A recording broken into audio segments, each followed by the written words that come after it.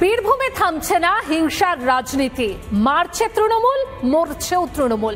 বীরভূমের দুবরাজপুরের ঘোড়াপাড়ায় যেখানে প্রাক্তন এবং বর্তমান অঞ্চল সভাপতির কোন্দল, আর সেই কোন্দলের কারণে মার খেল অনুগামীরা, ঝরল রক্ত। তৃণমূলের গোষ্ঠীদ্বন্দ্বে আরো একবার রক্ত ঝরল বীরভূমে। এবার দুবরাজপুর ব্লকের পদুমা অঞ্চলের ঘোড়াপাড়া গ্রাম, দুই গোষ্ঠীর মধ্যে সংঘর্ষ, আর তাতে আহত হয়েছেন দুইজন। তৃণমূলের প্রাক্তন অঞ্চল সভাপতি বনাম বর্তমান অঞ্চল সভাপতির লড়াই। অভিযোগ, আক্রান্ত বাবা ও ছেলে নিজেদের দোকানেই বসেছিলেন। সেই সময় বর্তমান তৃণমূলের পদুমা অঞ্চল সভাপতির লোকেরা তাদের উপর চড়াও হয়। বাবা ও ছেলেকে দোকানের মধ্যে রড ও লাঠি দিয়ে বেধড়ক মারধর করা হয়। আমাদের উপরে ওই তরুণের লোক ওরা, এবার আমাদের ধরুন গাছ কাটা নিয়ে ঝামেলা ছিল। তারপরে তোমার ধরো ওই বিয়ে আছে দুটো গ্রামে, সে দুটো মানে ওরা রিসু করছে। তারপরে আপনার ধরুন ওই যে বালি ফালি বিচি ওরা খেয়েছে নানা রকম, সেসব যদি কেউ কিছু বলছে সেটাও নিয়ে ওদের কেন্দ্র নানা রকম আমাদেরকে মানে ওরা পেশার ফেলাইছে, মারধর করি। আপনারা কার লোক? আমরা মুকুলের লোক। আক্রান্তরা তৃণমূলের প্রাক্তন অঞ্চল সভাপতির অনুগামী, আর সেই কারণেই হামলা বলে অভিযোগ। জানিয়ে পদুমার বর্তমান অঞ্চল সভাপতিকে দুষতে ছাড়েননি তৃণমূলের প্রাক্তন পদুমা অঞ্চল সভাপতি। বর্তমানে যে অঞ্চল প্রেসিডেন্ট রয়েছেন তরুণ গড়াই, এর মূল উদ্দেশ্য হলো যে পদুমা পঞ্চায়েতকে নিজের ক্ষমতা জাহির করে সেই কিছু সংখ্যক লোককে নিয়ে আজও চলতে চাইছে, এবং পুরনো দিনের লোক দিকে সবাইকে টোটালি অ্যাকচুয়ালি বাদ দেওয়া হয়েছে। তৃণমূলের অন্দরের কোন্দল নিয়ে কটাক্ষ করতে ছাড়েনি বিজেপি। ওরা নিজেদের মধ্যে এলাকা দখলকে কেন্দ্র করে এই ধরনের ঘটনা ঘটিয়ে থাকে। তৃণমূল যতদিন থাকবে গোষ্ঠীদ্বন্দ্ব থাকবে, মারপিট হবে, এটা স্বাভাবিক। মানুষ পরিবর্তন করবে এবং সেটা শুধু সময়ের অপেক্ষা। যদিও বিষয়টিকে গ্রাম্য বিবাদ বলে দায় ঝেড়েছেন পদুমার বর্তমান তৃণমূল অঞ্চল সভাপতি। রাজনৈতিক কোনো সম্পর্ক নেই, এটা গ্রাম্য ব্যাপার, যেখানে গ্রামের আরো বয়োজ্যেষ্ঠ যারা আছেন, যারা ওখানে মুরব্বী আছেন, যারা আই সাহেব রয়েছেন, তারা একই কথাই বলছেন।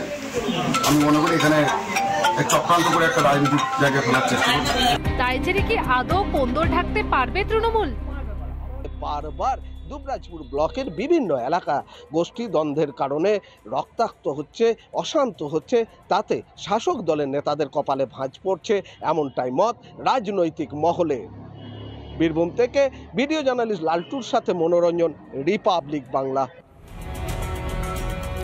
হাহাকার কাটছে না হাওড়ার বেলগাছি আর ভাগাড়ে, এখনো ত্রিপলের নিচে বাস সেখানকার বাসিন্দাদের।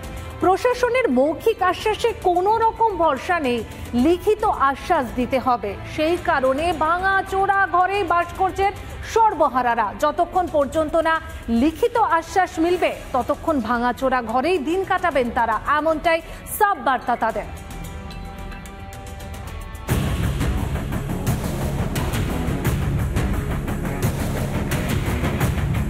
হাওড়ার বেলগাছিয়ায় কেটে গেছে 22টা দিন, আজও পর্যন্ত সেই পাহাড়ে আগুন জ্বলছে, ঘর ভাঙা অবস্থায় পড়ে রয়েছে, চলছে মাটি টেস্টের কাজ, এবং যারা যে অবস্থাতেই ছিল সেই অবস্থাতেই রয়েছে। ভাগাড়ের বাসিন্দাদের নিরাপদ আশ্রয় সরিয়ে ঘর তৈরির আশ্বাস দিয়েছে প্রশাসন, কিন্তু সরকারের মৌখিক আশ্বাসে চিঁড়ে ভিজছে না। লিখিত প্রতিশ্রুতি চাই, সাফ কথা ক্ষতিগ্রস্তদের। সরকার নিজের দিক থেকে একটা লিখিত প্রমাণ দিক যে এতজনের ক্ষতি হয়েছে, ঘরের এতজন ঘর এখানে পাবে, আর কত দিনে পাবো, কোন এই জায়গাটাই পাবো, কত দিনে পাবো, সেইটা আমাদের লিখিত করে দিলে আমরা ভাবুক না। ঘর ছেড়ে দেওয়ার পর যাযাবরের দশা হবে না তো দিন আনা দিন খাওয়া মানুষগুলোর? সেই আশঙ্কাতেই শেষ সম্বল আঁকড়ে পড়ে রয়েছেন স্থানীয়রা। যদি কান্ট্রি এখানে এনে দিন, এখানে আমাদের তিরপাল করে থাকবো, আমাদের এখান দিয়ে সরতে চাই না। আমরা নাম স্কুলে যেতে হয়তো রাজি আছি, চলে যাব, কিন্তু কি গ্যারান্টি আছে যে আমাদের পরে ফিরে যাবো, এখানে ঘর পাবো? কবে মিটবে এই সমস্যা? আদৌ কি প্রশাসনের লিখিত আশ্বাস পাবেন ক্ষতিগ্রস্তরা? সিঁদুরে মেঘ দেখছেন ভাগাড় লাগোয়া বাসিন্দারা। তারা চাইছে যে যত শীঘ্রই তাদের মাথার ছাদ তারা ফিরে পাক। হাওড়া থেকে প্রসেনজিৎ অধিকারী রিপোর্ট, রিপাবলিক বাংলা। নাবালিকা ধর্ষণের অভিযোগে উত্তপ্ত কাকসা, পুলিশের নিষ্ক্রিয়তার অভিযোগ। বিজেপি কর্মীর ভাইজিকে ধর্ষণের অভিযোগ, আর এই ঘটনাকে কেন্দ্র করে রীতিমতন উত্তেজনার পরিস্থিতি তৈরি হয়েছে কাকসাতে। প্রতিবাদে কাকসা থানার সামনে রাস্তায় বসে বিক্ষোভ দেখালেন বিজেপির কর্মী সমর্থকরা। উত্তপ্ত হয়ে ওঠে কাকসা থানা চত্বর। অভিযোগ, দোষীরা শাসক ঘনিষ্ঠ হওয়ায় অভিযোগকে গুরুত্ব দিচ্ছে না পুলিশ। অন্যদিকে দোষীদের কঠোর শাস্তির দাবি নির্যাতিতার বাবার। এই অবস্থায় অপরাধীদের গ্রেপ্তার করতে কাকসা থানাকে চরম সীমা দিল বিজেপি। সেই সঙ্গে 19 নম্বর জাতীয় সড়ক ও কাকসা থানা অবরুদ্ধ করার হুঁশিয়ারি গেরুয়া শিবিরের। দুজন আছেন, ওই সঞ্জয় শর্মা, শশীকান্ত দাস। 29 নাগাদ এফআইআর করা হয়েছে। তো এফআইআর করার পরে এতদিন হয়ে গেল, এখনো তারা কোনো অ্যারেস্ট হয়নি, কিছুই না। ওই ছেলেটির সাথে আর কি মানে ওই আরো যে পার্টি এখানে যে তৃণমূল, যে ওখানে তৃণমূল পার্টি অ্যাক্টিভ, তো ওর সাথে ভালো যোগ আছে, এই জন্য এত হচ্ছে না তাকে। যে ওই যে দুটো ছেলে দোষ করেছে তার শাস্তি চাই। 8 দিন হয়ে গেল আর আমাদের পুলিশ ফোর্স এখনো ধরতে পারলো না সামান্য 3টে অপদার্থ ক্রিমিনাল তৃণমূল কর্মীকে। শুধু কাভার আপ, আর পুলিশ এখন ব্রোকার, পুলিশ এখন মিডলম্যান।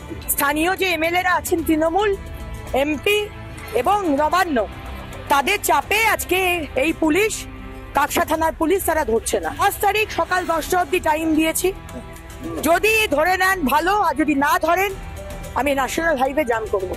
ওনাদের বাড়ির পক্ষ থেকে আমাদের কাছে একটা এফআইআর কমপ্লেন এসেছে, আমরা অলরেডি পাওয়ার সঙ্গে সঙ্গে কেস করে দিয়েছি এবং রেড করা হয়েছে সেভারাল টাইমস। তারা আমরা কমপ্লেন পাওয়ার আগেই, থানা জানার আগেই আসামিরা ওখানে মনে হচ্ছে ওরা বসেছিল, ওরা জেনে গিয়ে যে এরা অভিযোগ করতে যাচ্ছে, থানা বাড়ি ছেড়ে পাঠিয়ে।